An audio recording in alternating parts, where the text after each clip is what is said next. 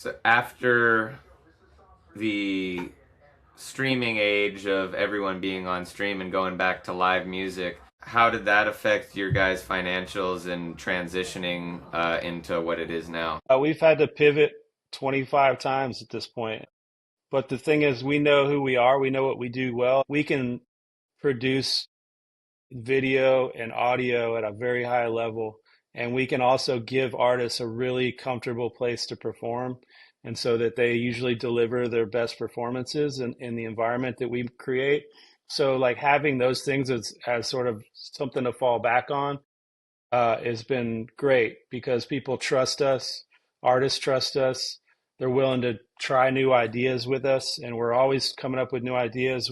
We're doing a show tomorrow called the Groove Lab, which is like I would call it our testing ground for a lot of these ideas. It's all improvised. It's basically a house band of the crew playing instruments with a bunch of local badass musicians, revolving cast, and we'll try all sorts of interactive things, and a lot of that stuff ends up making it into our Purple Bee live show with the touring well-known artists and stuff like that. So we're able to just experiment and stay flexible. And you know we're at the point where in my lifetime the music business has basically been broken and it has never been fixed. And every time you see a new wave of technology come along, it's usually not to benefit the artist. It's usually to benefit some corporation or some tech company or some people who record label execs. So I think that we fight for the common man. We're artists ourselves. We're never going to try to exploit artists. We're always going to be equitable with artists, and we're trying to hang around long enough to take enough shots at this thing to keep coming up with ideas as the times change. We're going to keep leaning on what's real and what's true to us, and that's like the power of live music is universal. And we think that we can come up with new ways and exciting ways to present it to people, to let them be interactive with it, and to capture it on artifacts that we can let people keep and take with them. So, like, I think that mission is timeless. We can roll through the changes, technology, and all this stuff, and we can keep that mission going.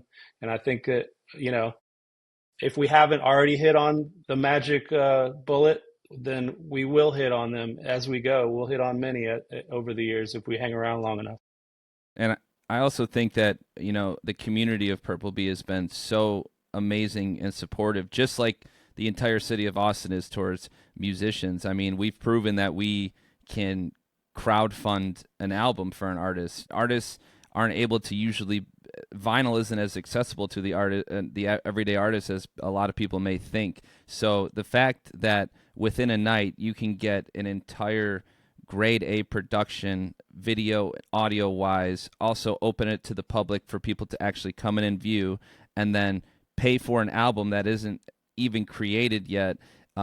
It's cool that we've been able to prove the concept with the community of not just fans and musicians, but now we're just trying to prove it to the sponsors of the world, to the people who are going to say, you know what, we love what you're doing, Purple Bee. Here's some money so you can go get bigger artists, so people can come in and explore this concept, and somebody, with a huge name or a huge presence will see Purple Bee as this must go to spot in Austin to go do this live to vinyl, our kind of signature series. So as far as finances go, the people have proven to us that they're willing to give us their money because they believe in the authenticity and our mission and our direction.